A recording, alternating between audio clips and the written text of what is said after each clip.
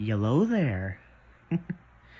Well, now that you know about all the different places and islands and kingdoms and stuffs, I guess it's time to tell you about the history of the kingdoms and islands and stuffs. It all started... Well, I said the kingdom, so it wouldn't be at the very start of the universe.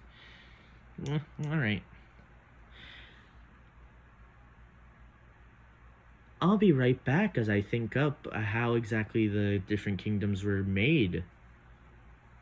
See ya. So basically, we're in the middle of the Dark Ages, yeah? Humans just being hunted left and right by other creatures. It's just a dangity darn mess. Then, one day, some very, very, very helpful elves and fairies and dwarves decided, should we do something? I feel like we should do something. And so they did something. They gave the humans a tiny little island, free from any predators that may try to kill them. And so they started to build. And eventually, they made an entire city and castle. But then, see, things started to get a little crowded. So they built a bridge to the mainland. And see, all the other monsters thought that humans had gotten extinct a while ago. And so when they found humans, they honestly didn't learn their lesson. I mean, really. They didn't feel bad or anything. Never. So, humans build another settlement right here, build defenses, and are berated with just monster attacks left and right. Just a diddly darn tootin' mess. Like before. But see, then humans discovered iron.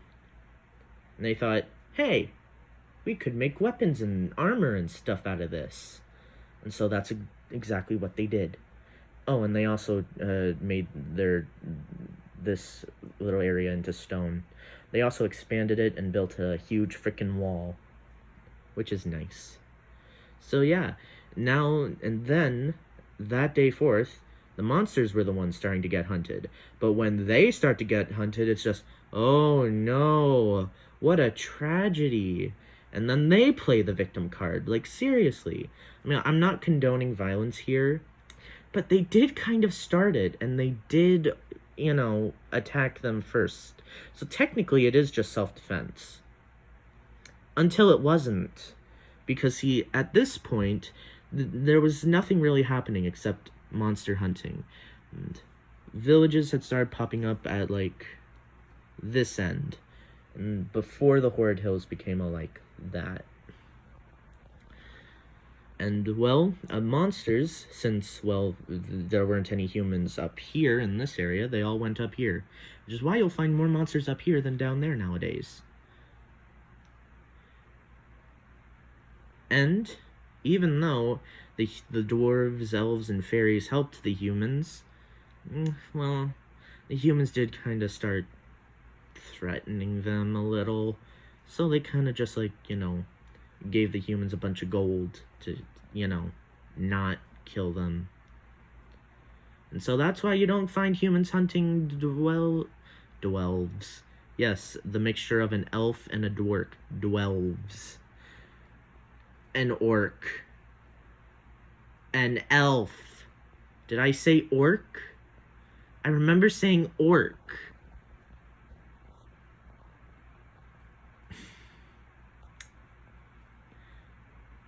This is why you don't do unscripted things, kids. Unless you're stupid like me. And unless you don't know how to write things.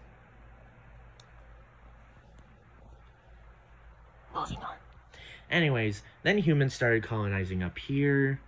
And, well, a lot of monster species started getting endangered. And that they had killed a lot more monsters than the monster had killed humans. And so the royal family, more specifically the princess at the time, was like, what if we stopped? At least, let's stop. And so monster hunting is now illegal. Well, as long as the monster doesn't start it. But there aren't really any professional monster hunters anymore, so yeah. Anywho, then monsters, after 50 years of peace, started a revolt right here because they were just angry at the world, I guess. Anywho, that place was destroyed. And so it was renamed the Horrid Hills because it's horrid and lots of things die. Anywho, that's when people started sending colonies to other places. But see, little did they know that the fairies also brought humans here. And so there were natives that had been there for say 1,000 years at this point, maybe 900. I haven't decided between 1,000 and 900. Yeah, let's just go with 900. And so when the settlers came, the natives and the settlers actually got along quite nicely, unlike literally everywhere on Earth ever. Yeah, they coexisted. Everything was actually pretty fine. So yeah, that was nice. Anyways, back to Teresia. Yeah, more colonies here and here. And the fairies also sent humans here. But yeah, then the colonies wanted independence. And so Teresia, not really caring, they were just like, okay, go ahead. And that's how South Garden, Affinity, and Sobal was made.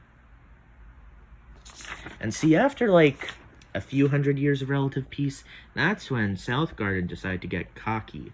They started sending raids to every other kingdom. And, well, okay, they only sent 3 to Teresia, which all failed. So they kind of stopped. However, they did not stop with Easter Island, Affinity, or Sobal. But see, then, at least 2 of the 3, because nobody really knew except for South Garden that Easter Island existed at the time, these 2 kind of just teamed up. And Sobal kind of made this little thing right here as fodder for the raiders. It's not really that good, but it's a lot better than what happened with Affinity, I'll tell you that much. They built a huge wall around their coast, and then they became a dictatorship. Okay, all the kingdoms were already a dictatorship, but then they became evil dictators. Okay? Evil, oppressive dictators. Wanna know why they call them dictators? Because they're dicks. I don't swear, you have no proof. Shut up.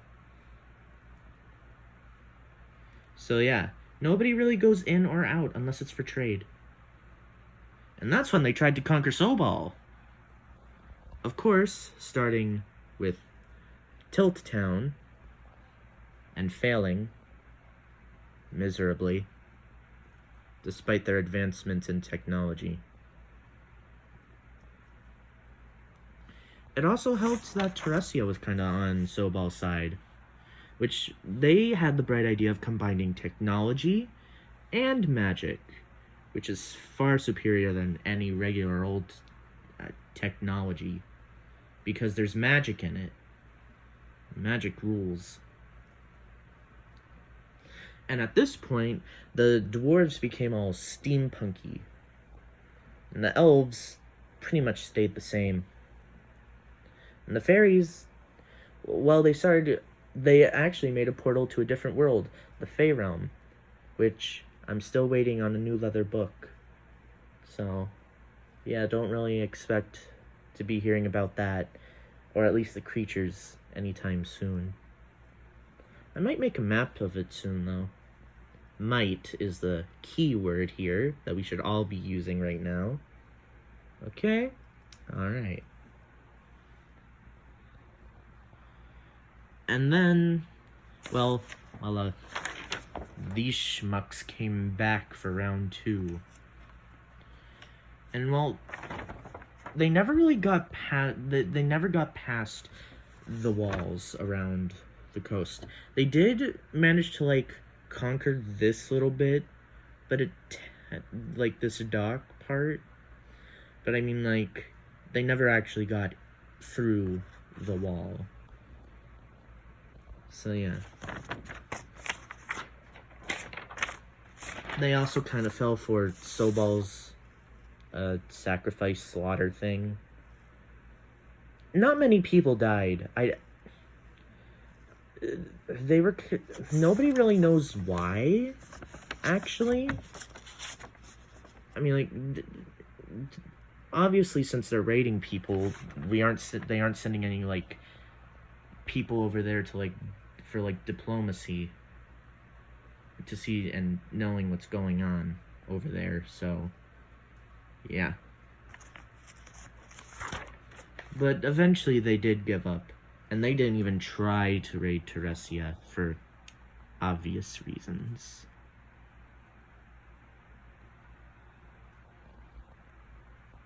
Yeah, they kind of, like, stayed to themselves for, like, a good 50 years after that. And the rest of the kingdoms, well, except for Affinity, okay, occasional trade happened, but not much. They kind of just, like, stayed to themselves. Yeah, Teresia and Sobal, they helped each other out a lot during that time, creating new sword techniques, creating the crossbow. And at this time, Mr. Claus was born in a south garden. And see, at this point, orcs were, in a big number. They had a big population. And so they were just causing chaos everywhere. So, and, well, the orcs kind of also destroyed Mr. Santa's home. So he went to the North Pole, found elves, recruited them peacefully, and yeah, now they just kind of started making weapons. But then, see, a shipwreck washed up a sore. Yeah, I have a sore throat. Yeah, okay, funny story about this before I get back to it. I couldn't, like, I wanted to finish coloring it in, but see, then I guess I was looking for it too quickly and starting to panic because I couldn't see it. I kind of just, like, started on the back and never noticed this. Anywho, moving on. Yeah, North Pole, ship washes up, Mrs. Claus happens. Well, she isn't actually a Claus yet. They actually have to fall in love and get married. But they eventually did, and she actually made the first pistols, believe it or not. Wait, this is supposed to be a history lesson about Teresia, not the rest of the world. I get sidetracked a lot, in case you haven't noticed. Anywho, so yeah. And they were gifted magic flying reindeer by the elves. And they just, and well, when they crafted enough, they just went around the world delivering weapons. And the plans for said weapons, because some weapons that they were the first to make, like, again, the pistols.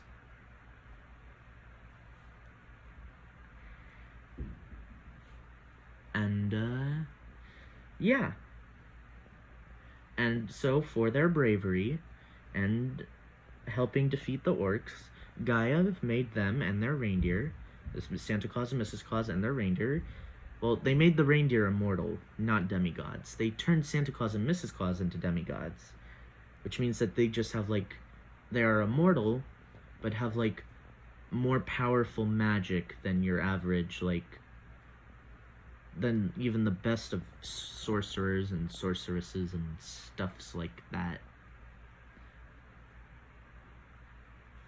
Anywho, Easter Island, the people on Easter Island kind of just, like, have their own little thing going on. And so, other than trade, nobody really bothers them.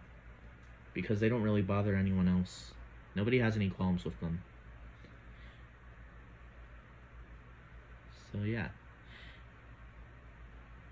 And then, about, like, 1,000 years before Santa Claus happened, Krampus was a thing. Just started to be a thing.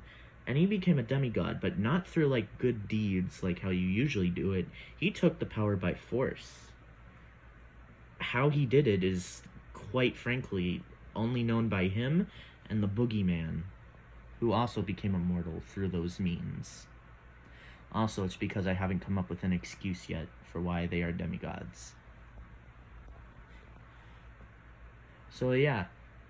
For the longest time, he's just been kidnapping, you know, like, random people and taking them as slaves. But when Santa Claus came around, well, that's when he kind of just, like, copied Santa. And he got, like, flying goats and stuff. Kind of just, like, kidnapped any naughty children, which Santa Claus did not approve of. But there was nothing he could really do in his old age. If he tried to fight, he'd just be like, "Oh, my back. Don't worry, dear, I'm coming." That's my Mrs. Claus impression. Don't judge me. "Oh, my knee."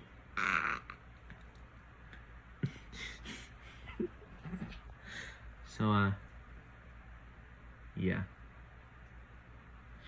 Anywho, yeah, the Hollow Nest. The god of the ocean and insanity, has, like, offspring. One of them is the Kraken, and since they're his offspring, they are automatically demigods. There's the Kraken, but then there's the Spider Queen, a giant winged spider with horns on her head, and, a skull, picture where on the thing that makes the webs. Anyway, she started just laying a bunch of eggs, and then created her own species, giant arachnids, which are giant spiders. And then they just kind of, you know, just started making webs around the Hollow Nest. And the Hollow Nest is huge, bear in mind. Like, okay, so just imagine, like, South Garden is, like, here on the world. That's there. Just imagine that they're, like, really small and kind of far apart. And then, this one is here. Then this one is, like, right here.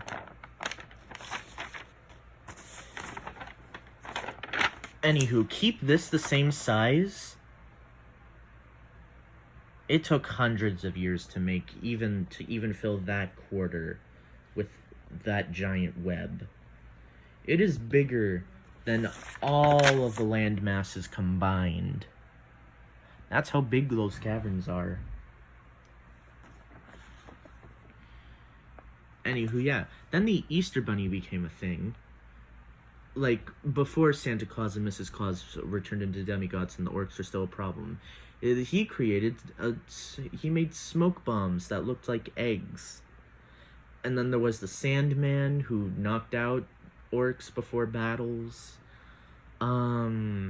Jack the Pumpkin King, who kind of used, like, pumpkins as explosives.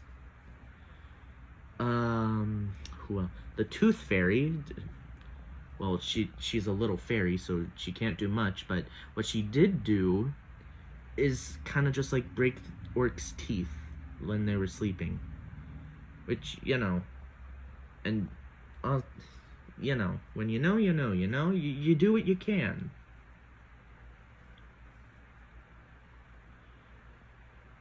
And then Jack Frost was born way after Santa Claus started making presents with his elves for kids. But yeah, after, like, the orc situation, all the ones I mentioned were turned into demigods, and now they just kind of, Sandman gives good dreams, the Tooth Fairy takes teeth from under pillows and replaces them with gold coins, and, yada, yada, yada.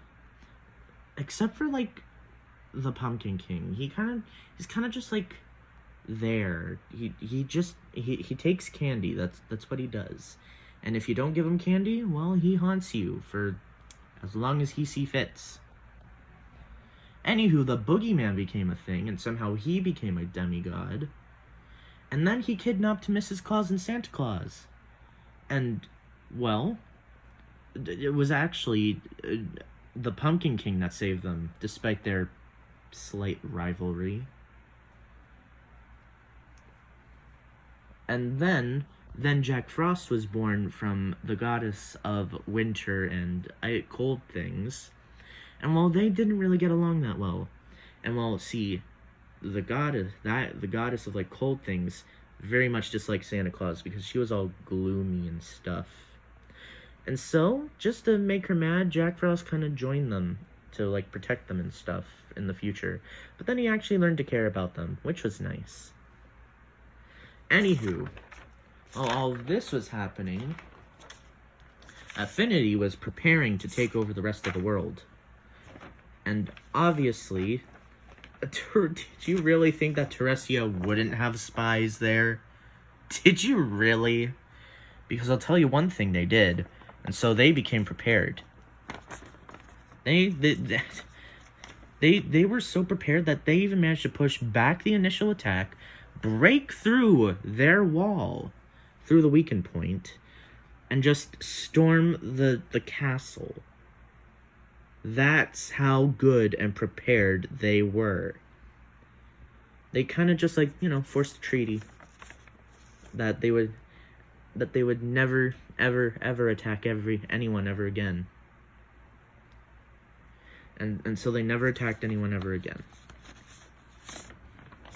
Anywho, South Garden was kind of just, like, there. Oh, and also, there was these things called Jotun, which are distant cousins to giants. They aren't as big as giants, but, they're ancient relatives. They were almost hunted to extinction, so they hid in the mountains, and then their population started to boom up again. And by this time, the humans of South Garden were just like, sorry about that. Here, have some land, and lots of money. Geez, what else can we give? Oh yeah, I have our apology. Yeah, they were given back their birth lands for birthright reasons. They also started trading to the Jotun for free, giving them, like, food and stuff. So, like, offerings. And yeah. And South Garden calmed down a lot. As in, like, a lot. And so they kind of, like, went to the different kingdoms and kind of, like, apologized, made peace, started trading again. And then everything became a relative peace. All without the goddess of creation's intervention, which she usually does intervene with these kinds of things. Usually. Which is nice of her. I almost said her name. That's how... Don't want to spoil that yet. Although you might be able to catch it if I'm not gonna give you ideas. Nope. Nopity nerp. So, yeah. That's as much as I've gotten.